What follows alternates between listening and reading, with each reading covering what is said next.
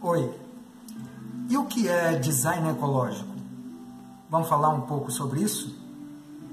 Para começar, vamos entender o que é essa palavra design. Por que a gente usa uma palavra inglesa e não a tradução dela literal, que poderia ser desenho? É porque o design, a palavra design, ela traz mais informações para a gente do que a simples tradução. A gente não tem uma palavra em português que abranja todo o significado que a palavra design traz. E esse significado, ele pode ser de desenho, de projeto ou de planejamento, que seria a tradução da palavra, mas ela guarda também um outro sentido mais interno, mental, criativo, de concepção. Então, é um pensamento, é uma concepção de alguma coisa, mas é também o desenho dessa coisa, o projeto e o planejamento de um produto ou de um serviço. Se a gente vai falar de design ecológico, junção de dois termos aí, a gente está falando da concepção, planejamento, desenho e projeto ecológico. E o ecológico guarda sentido, então, com as relações que são tecidas na comunidade viva planetária, na natureza. E isso inclui o homem também, as relações sociais que estabelece e os mecanismos produtivos que estabelece.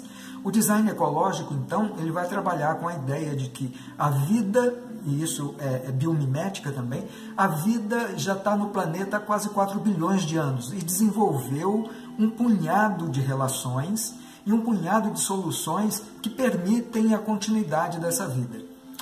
Daqui a pouco a gente fala de sustentabilidade, mas a gente já pode adiantar que se tem alguma coisa nesse planeta que é sustentável, é a vida que esse planeta tem, que o nosso planeta tem. Porque ela já está aí presente quase que desde a formação do nosso planeta. E nós, humanos, somos o desenrolar dessas múltiplas relações que foram se estabelecendo e da evolução dessa vida que surgiu no planeta Terra. Então, design ecológico é a gente observar o lugar, observar a natureza, aprender com ela, aprender como é que ela funciona e trazer esse conhecimento para dentro dos produtos e serviços e das relações que a gente estabelece em sociedade.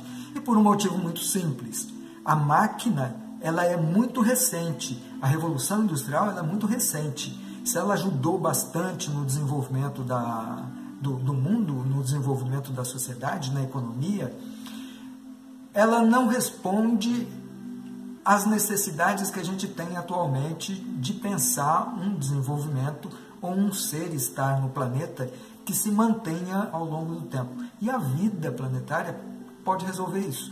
Por exemplo, se a gente quiser aprender como é que a gente trata os nossos resíduos de uma maneira mais adequada, com menos gasto de energia e, portanto, mais econômico, a gente pode observar como é que as plantas reagem ou fazem a ciclagem de suas folhas. As plantas não, a natureza. Né? Como são as teias e as redes que estão estabelecidas para a limpeza de um rio, logo depois que ele é poluído, por exemplo. Aí a gente chama a autodepuração dos corpos d'água. Como é que isso acontece? Se a gente aprende como é que a natureza desenvolveu essas soluções e traz isso para o cotidiano, a gente pode começar a cuidar dos nossos resíduos de uma maneira muito mais tranquila. Então, eventualmente, nós vamos fazer um vídeo dizendo do sistema de tratamento de esgotos que a gente desenvolveu aqui em casa, que reproduz esse conhecimento da natureza. Ok, sustentabilidade então. A gente pode entender sustentabilidade como uma permanência no tempo, né, de relações mais equilibradas, embora dinâmicas, né? Elas não são horizontais, elas modificam, mas um equilíbrio dinâmico entre o ganho econômico, a justiça social e a responsabilidade ambiental. Ok? Pelo menos esses três. Mas tem também a adequação cultural, com uma das ideias dizendo que as soluções emergem do lugar onde os problemas são criados, utilizando muitas vezes a cultura, o conhecimento daquela população que está ali para auxiliar nesse processo. Um outro termo que a gente vai usar bastante e que faz parte desse trabalho todo é a biofilia. Biofilia é uma característica inata, uma teoria, que diz que a gente, como é fruto da evolução da vida planetária, a gente tem essa íntima ligação com essa mesma vida e a gente perdeu um pouco desse contato ao longo do tempo, principalmente depois da Revolução Industrial, mas isso já vem desde lá de trás, quando a gente deixou de ser caçador-coletor, começou a se sedentarizar, começou a formar cidades. As cidades, então, permitiram, só foram possíveis graças à produção de excedentes, aí permitiu a construção das cidades. Esses excedentes começaram, então, a serem utilizados na cidade, e dentro das cidades permitiu-se, de início, pelo menos 3 grandes castas ou fracionamentos da sociedade, uma parte da população produzindo os alimentos, uma outra parte se dedicando à transformação dos materiais de entorno. Então, os artesãos, por exemplo, e permitiu também que a política se desenvolvesse. A gente teve a criação de excedentes e isso permitiu que algumas pessoas não precisassem, diminuíssem o trabalho no campo. E aí as artes foram se desenvolvendo, né? A cultura foi se desenvolvendo, a política foi se desenvolvendo. E uma terceira parte da população que se dedicou à proteção das outras 2 partes. E aí a gente tem a formação dos exércitos e tudo mais. Bem, mas aí, com esse processo todo, a gente foi se distanciando do ambiente natural. A gente foi se distanciando desse entendimento que existia, né, dessa íntima relação e interconexão entre o humano e o natural.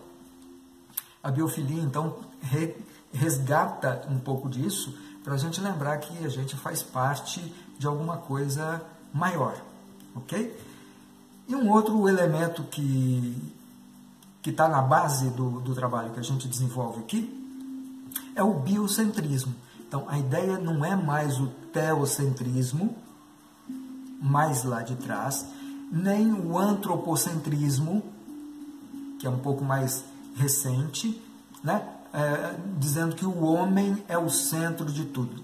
Ok, eu sou o centro da existência a partir do meu ponto de vista, mas o outro também é, e o outro também é. Então, não tem um centro, né, que seja humano, porque aí o risco que você corre, e é isso que a gente tem visto muitas vezes, é de desconsiderar o outro não humano como fazendo parte também de uma teia de vida que é fundamental para a nossa própria existência.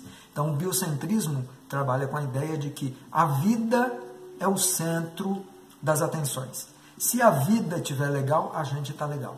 Se a vida como um todo não estiver bem, né, se a gente fracionar, quebrar as múltiplas relações que a vida estabeleceu e que nos trouxe até aqui, a gente não vai estar bem. Então, a vida como um todo, de bactéria até animal, vegetal, está, por exemplo, associada a uma qualidade boa de água. Se a gente rompe essas cadeias, essas teias, essas relações, a gente passa a não ter água ou com uma qualidade muito ruim e que a gente vai sofrer danos em relação a isso. Só um exemplo pequeno para a gente começar a perceber, né, da possibilidade da gente cuidar da vida planetária, porque aí a gente está cuidando de nós mesmos. Ok? Então, por hora é isso. Aguardo vocês no próximo vídeo. Caso tenham curtido essa introdução, dá um like no videozinho que ajuda, inscrevam-se no canal e as descrições vão estar embaixo aí no vídeo para vocês acompanharem. Um abraço e até a próxima!